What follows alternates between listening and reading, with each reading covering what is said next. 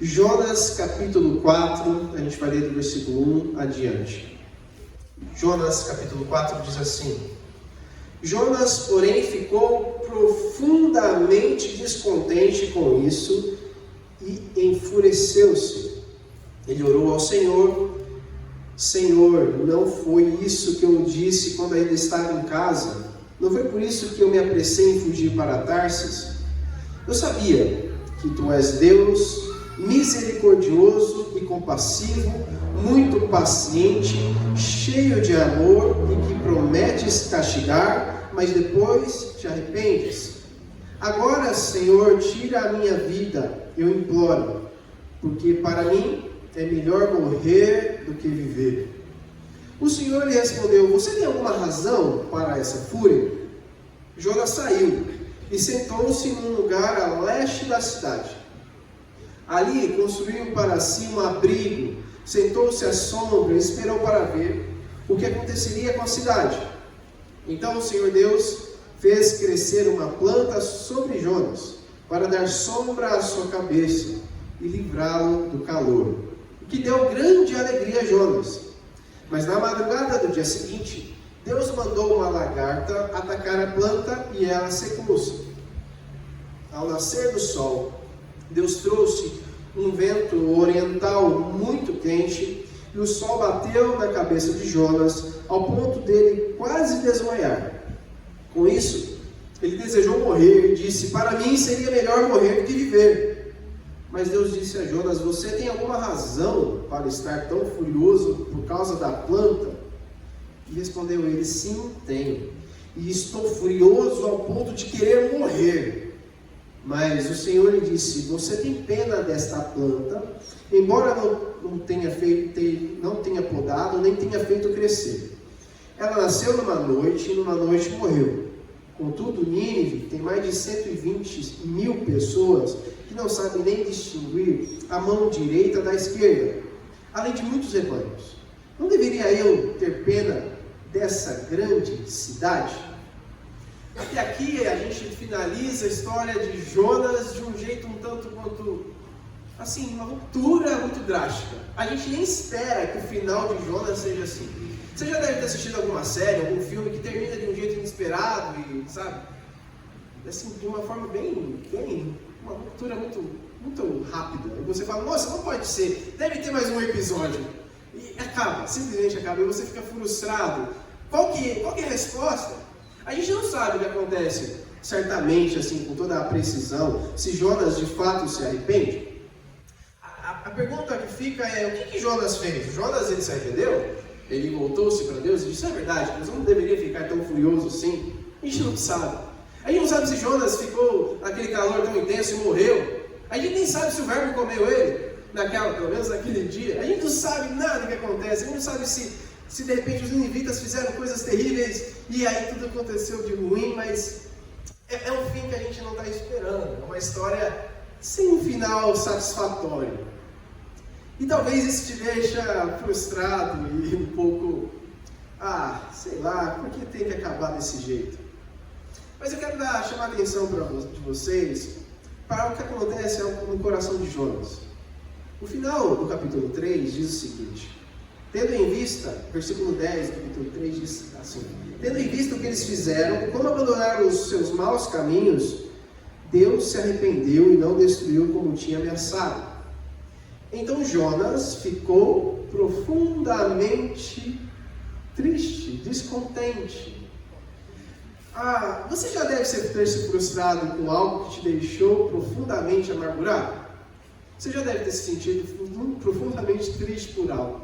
Você já deve ter passado algum momento da vida onde você ficou belicoso, ficou ressentido, triste? Você se transformou em alguém azedo? A gente às vezes diz que a vida dá muitos limões pra gente, e a gente só reage a esse limão, a essa vida dura e áspera e azeda. Mas a gente percebe que Jonas, o tempo todo, desde o capítulo 1 até o final do livro dele, ele faz tudo menos o que é esperado dele. Vocês já perceberam isso? Deus fala: a palavra do Senhor veio a Jonas: vai para Nínive e pregue contra para ela, Jonas então vai para onde? Para Nínive? Não. Jonas decide tomar um barco em Jope e vai para Tarsis. E no caminho para Tarsis, Deus manda uma tempestade, e acontece que Jonas, ao invés de estar rogando ao Senhor, orando ao Senhor, o que ele está fazendo? Dormindo, despreocupado, sem saber, sabe, sem se importar com ninguém. Ele faz tudo que é inesperado. E na hora que eles falam, o que a gente faz? Então, o marinheiro pergunta para eles, o capitão do barco. E ele fala, quer saber? Ao invés de falar, vamos voltar para Jope, porque eu tenho uma missão em Nínive, ele fala, me joga no mar que vai acabar esse problema. E é só lá na barriga do peixe que ele tem algum tipo de, sabe, uma reação melhor. Mas mesmo assim que é vomitado, a palavra do Senhor volta mais uma vez a Jonas. E aí Jonas, ao invés de pregar com amor, ele prega desleixadamente. Ele prega da forma que vem, na ocasião ele faz de má vontade.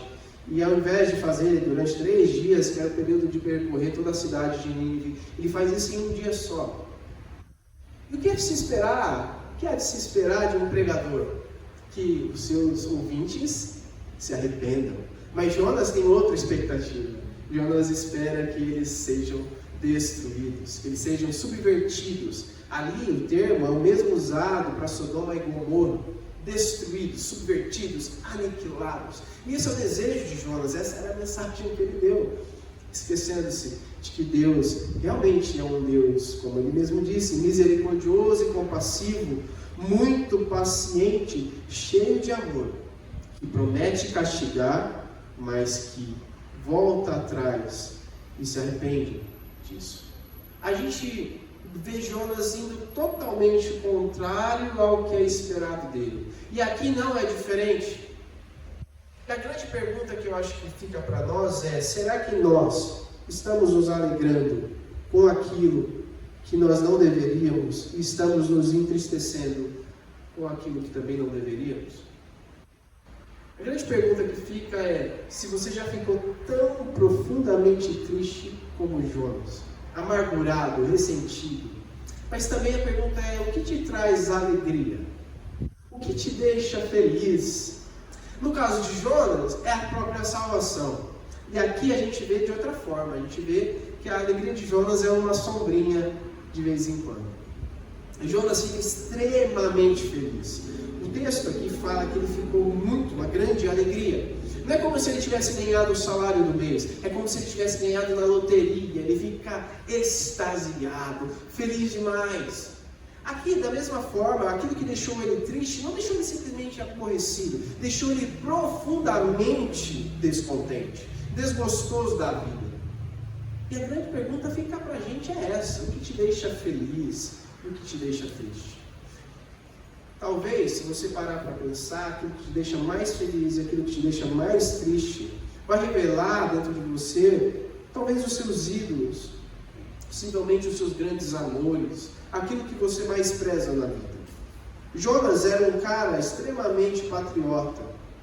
E ele estava falando contra um povo que estava crescendo, se expandindo. E que logo, dentro de alguns anos, voltariam aos seus maus caminhos e fariam atrocidades com o povo do norte de Israel. E Jonas, já meio que sabendo da inclinação humana e de como os ninivitas eram terríveis, ele quer a destruição deles. Às vezes a gente, sabe, quer colocar o Jonas na guilhotina muito rápido. Mas a gente esquece que Jonas provavelmente conhecia pessoas que foram aniquiladas pelos ninivitas. Que Jonas conhecia provavelmente amigos ou teve parentes que foram mortos. E Jonas, ele é tão apegado ao seu amor pela sua pátria, ao amor que ele tem pelo seu próprio país, que ele só quer ver toda a Nínive destruída, subvertida, como já foi dito. Jonas morava numa cidade pequena, a 9 quilômetros de Nazaré, chamada Gat-Hefer. Ele aparece mais uma vez no Antigo Testamento, em 2 Reis, capítulo 14, versículo 25. E ele profetiza a expansão do reino do norte durante o reinado de Jeroboão II, já tão feliz e contente de que tudo estava indo bem para Israel. E aí quando Deus fala para ele, vai e pregue, ele tinha justamente o maior receio dele, era que o povo voltasse os olhos novamente para Deus. E a oração de Jonas, aqui no capítulo 4, revela isso. revela que o coração dele estava muito aborrecido por aquilo que Deus estava feliz. O coração dele estava extremamente triste por aquilo que Deus se alegra. A palavra de Deus diz que a festa no céu quando um pecador se arrepende. Aqui não era um pecador somente que havia se arrependido, mas uma cidade inteira, um fenômeno. Pensa num pregador bom, melhor que todos os famosos de hoje em dia. Jonas, o pregador que fazia as coisas de qualquer jeito. E ele pregou e ele teve êxito, e aquilo que dava tanta felicidade a Deus trouxe extremo aborrecimento a ele. E ele ficou tão triste que ele orou ao Senhor, no versículo 2 diz: Senhor, não foi isso que eu disse quando ainda estava em casa? Foi por isso que eu me apressei em fugir para Tarsis. Eu sabia que tu és Deus misericordioso e compassivo. Repita comigo: misericordioso e compassivo. Muito paciente, cheio de amor, que promete castigar, mas depois te arrependes. Esse é o nosso Deus, gente. E revelar a face de Deus, muitas vezes, também é revelar a face nossa. A melhor notícia do mundo é que Deus é bom, mas também é a pior notícia que existe. Porque uma vez que nós vemos a bondade dele, nós vemos a nossa maldade. A gente vê o nosso coração duro. A gente percebe a nossa rebeldia, a nossa dificuldade em se render a ele. Jonas é esse camarada que tem essa dificuldade, mas, meus irmãos, não vamos ficar só falando Jonas, isso se trata da gente. Nós somos assim. Nós somos apegados aos nossos próprios gostos. Nós não nos alegramos com as coisas que Deus se alegra. Muitas vezes é a gente. Não é somente o profeta de Deus, às vezes é o pastor. Às vezes é o irmão que vai na igreja, é o cantor. Às vezes é a irmã que está sempre lá todo domingo, mas tem um coração difícil. Se trata da gente, meus irmãos. Nós somos muito semelhantes a Jonas. Nós reconhecemos que servimos um Deus misericordioso e compassivo, paciente, cheio de amor, que não faz aquilo que havia dito, mas que se arrepende de fazer da promessa que havia dito. E a gente fica profundamente triste, porque a bondade de Deus é espantosa. E a gente, por outro lado, tem um coração totalmente duro, difícil de entender. Ainda bem que nós servimos um Deus que é diferente da gente.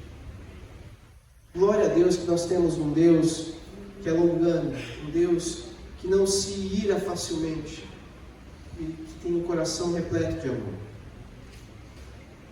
É muito possível, meus irmãos, que nós não nos deixemos nos modelar por Deus como Jonas fez.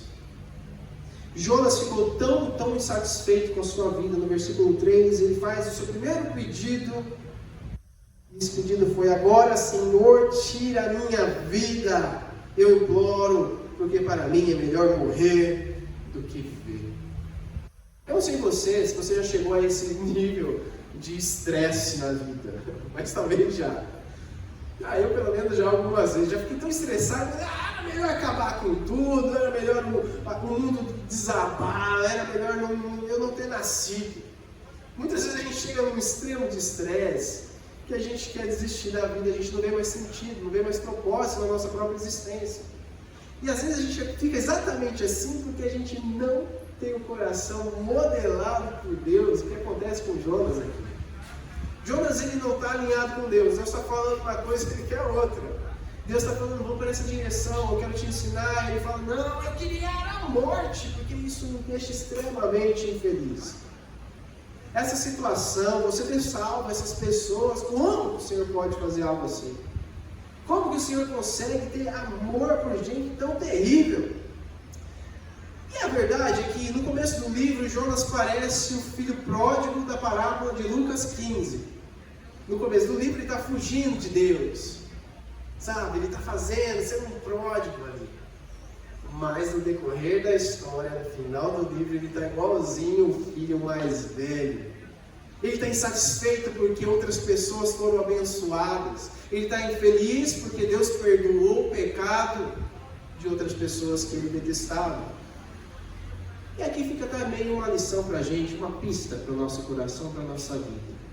Será que, por um acaso, nós também não ficamos extremamente, profundamente aborrecidos com Deus? Porque o irmãozinho, a irmãzinha, a pessoa que você talvez nem se dá tão bem, se deu bem na vida, uma pessoa que você conhece aleatória, tá bom? Talvez não esteja aqui, mas que faz parte do seu círculo que você conhece. E você fala, mas por que essa pessoa tem essas coisas e eu não? Mas por que a família dela vai bem e a minha não? Mas por quê? Por quê? E a gente sempre fala, né? A grama do vizinho parece mais verde, mas às vezes a gente não percebe que o nosso coração está descompassado. Nosso coração não está batendo certo. Jonas está extremamente triste ao ponto de implorar. Eu imploro, me mate, é melhor morrer do que viver. E Deus chama a atenção dele falando, você tem alguma razão para tudo isso? E olha só, reparem, ele não responde.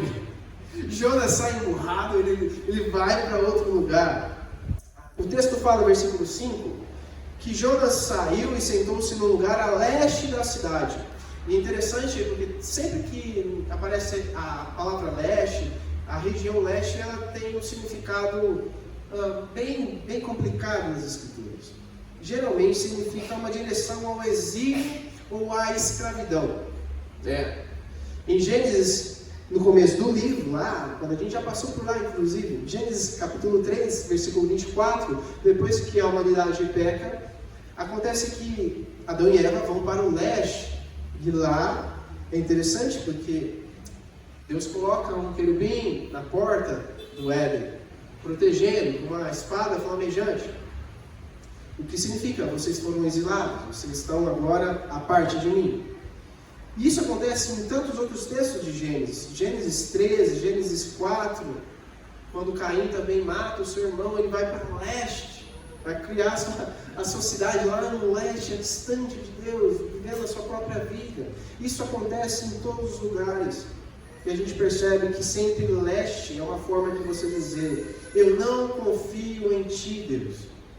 Jonas sobe até um monte ali, num lugar a leste da cidade, sem dar resposta a Deus. Deus fala com ele, será que você tem razão? E ele não quer saber. Sai do culto, sai sem conversar, corta aqui, não quero conversa com você. E ali ele constrói um abrigo e se senta à sombra, esperando para ver o que aconteceria com a cidade. Jonas sabia que ele não podia mudar o coração de Deus. E é interessante isso, porque Jonas ele faz isso o tempo todo, ele está tentando mudar as circunstâncias. E se você reparou bem, desde o começo do capítulo, desde o começo do livro, desde todo o livro, Jonas é o único que não está alinhado com Deus. Os pagãos oram ao Senhor pedindo ajuda, fazem votos a Deus. Os ninivitas se convertem, até mesmo o rei se converte, coloca os animais de jejum junto, todo mundo. Deus manda, faz crescer uma planta, depois manda um verme, o verme obedece a Deus. Mas engraçado que Jonas não obedece, Jonas é o único que tem dificuldades de obedecer a Deus nessa história toda. Jonas é o único que tenta andar diferente do que Deus quer. E ele não satisfeito, sobe procurando ver o que aconteceria, na esperança talvez de que os ninivitas voltassem a pecar terrivelmente, e de que Deus ficasse irado com eles por causa disso e acabasse falando aquilo que ele havia pregado, subvertendo, destruindo, aniquilando os ninivitas. Já que eu não consigo mudar a Deus, eu vou sentar aqui e esperar eles pecarem para que a Deus lance um fogo na cabeça deles. E a gente tem a mesma mentalidade muitas vezes. E eu nem vou falar dos outros, a gente tem a respeito de nós mesmos. A gente pensa, eu não vou chegar até Deus, não vou orar hoje porque eu pequei de forma terrível. E eu pequei de propósito. E Deus, sabendo disso, vai me condenar. Deus, sabendo disso, Ele não vai conseguir olhar para mim. E a gente pensa que Deus nos ama por aquilo que fazemos. Como é terrível isso. Como é destruidor todas as vezes que a gente imagina um Deus que espera de nós aquilo que a gente não é capaz de dar. Deixa eu te explicar isso. Você não é capaz de viver plenamente aquilo que Deus requer de você. Você em algum momento vai pecar. Em algum momento você vai errar feio. Em algum momento você vai cair e vai pensar, nossa, agora ele não vai conseguir me amar. Agora ele vai voltar os olhos, sabe, vai virar o rosto para mim. Ele não vai olhar para mim. Ele não vai brilhar o rosto para mim de novo. Acabou a minha vida. Eu não sou ninguém, eu não mereço. Eu vou ser mutilado, eu vou ser destruído.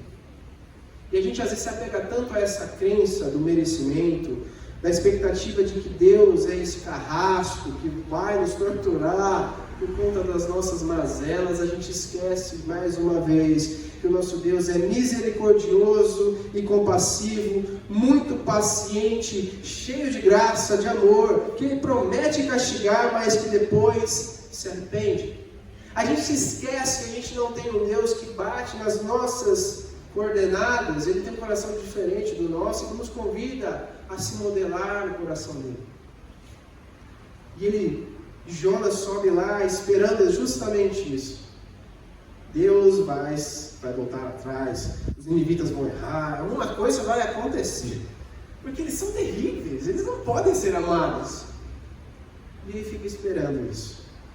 Então, versículo 6 fala que o Senhor Deus fez crescer uma planta sobre Jonas, para dar sombra à sua cabeça e livrá-lo do calor, o que deu grande alegria a Jonas.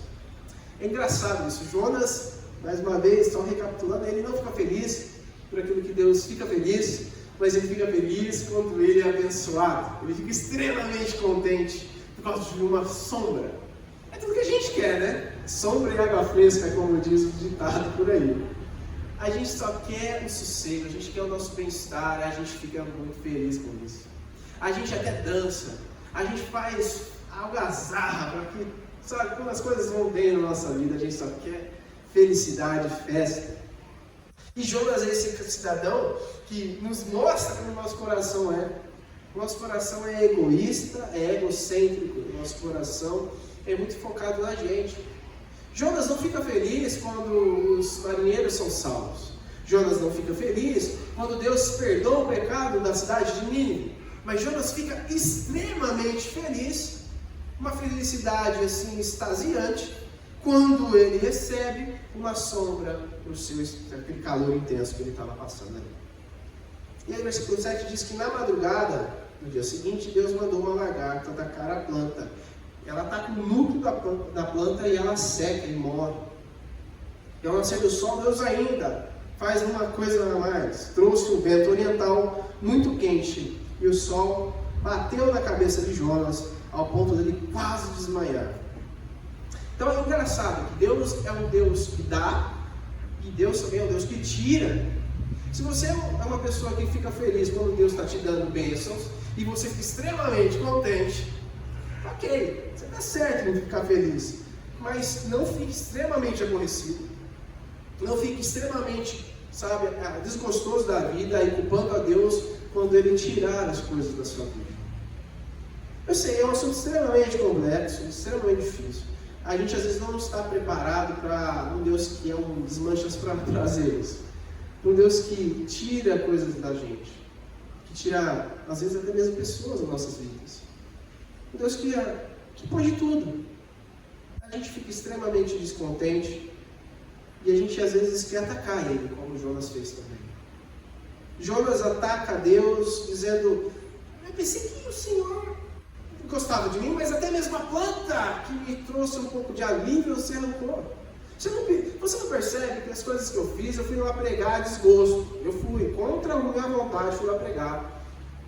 E eu cheguei lá e o Senhor, além de tudo, não fez o que eu falei que ia fazer, o que acontecer. Fiquei ainda com fama de falso profeta naquele lugar. Agora, eu subo aqui esperando uma coisa, o Senhor faz outra. Eu venho aqui, recebo um agrado, e aí o Senhor tira até mesmo isso de mim. Não, o Senhor não é um Deus bom. Tudo que Ele falou antes, parece que agora Ele fala o contrário. Jonas é um cara extremamente complexo. Ele é meio bipolar, ele é um cara que tem um estilo de pensar bem diferente. Ele adorava as provisões, as bênçãos de Deus. Ele estava bem prestes a ensinar pessoas a respeito disso, mas ele não consegue aguentar as coisas difíceis.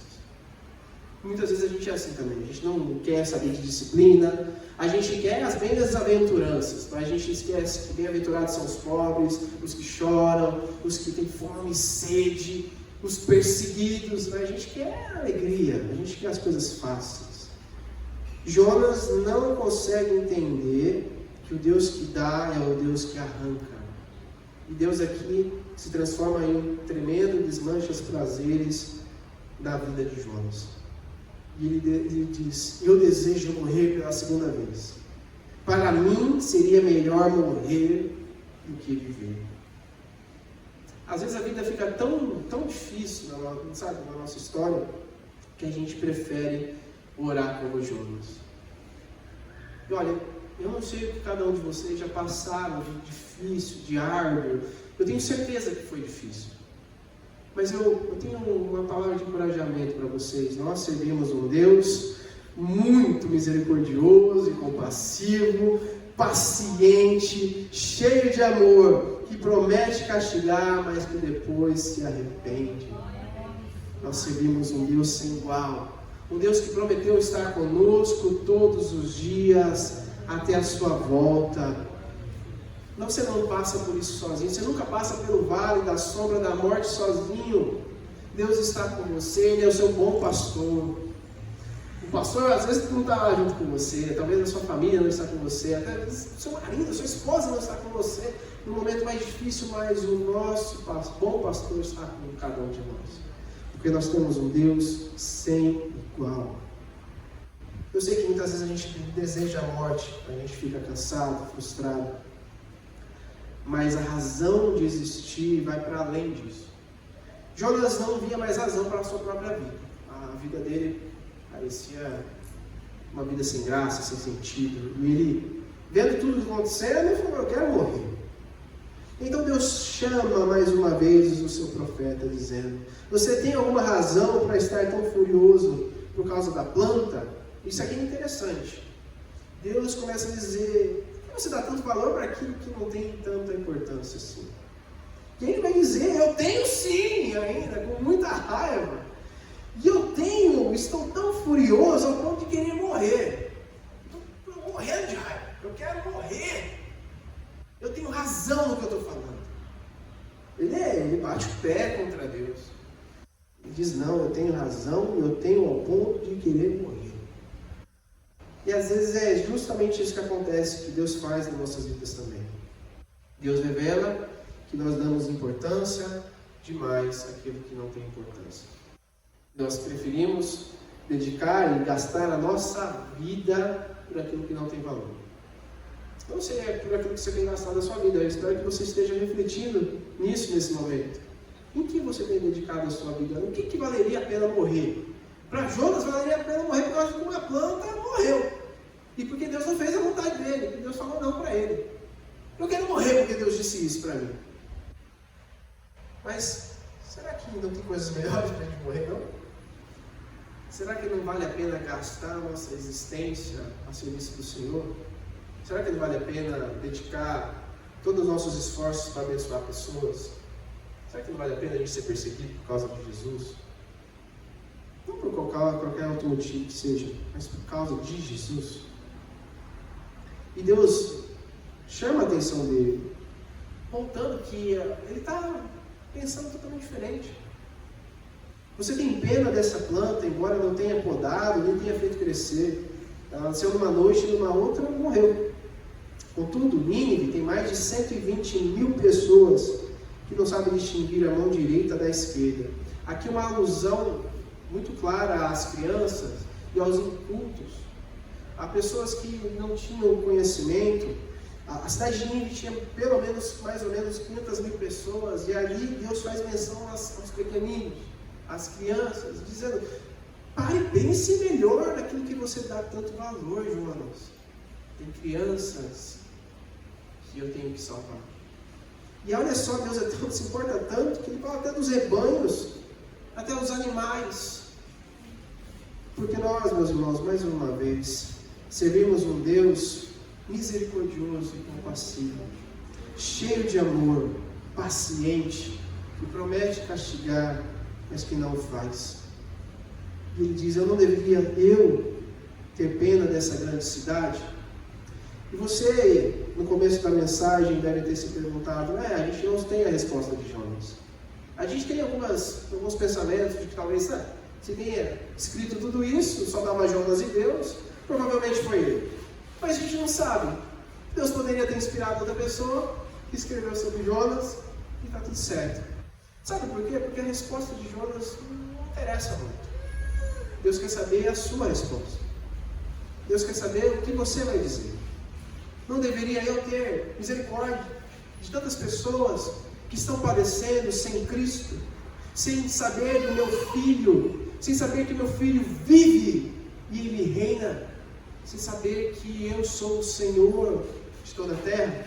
Será que eu não deveria ter misericórdia de tantas pessoas que hoje você vê como um inimigo seu? Será que eu não deveria ter misericórdia de pessoas que hoje você desejaria que elas morressem? Será que eu não deveria ter misericórdia até mesmo de ti, Jonas? De ti, Jonatas? De cada um de nós? E a grande pergunta que fica é: qual vai ser a sua e a minha resposta para a pergunta de Deus? Você vai continuar desejando viver a vida como quer, gastando a sua vida assim, a ponto da morte para as coisas que você quer? Ou você vai olhar, prestar atenção com lógica, que Deus chama a atenção da gente e dizer: realmente, não tenho razão alguma para isso. Não tenho razão nenhuma para ficar descontente por essas coisas. E nem contente demais por coisas passageiras.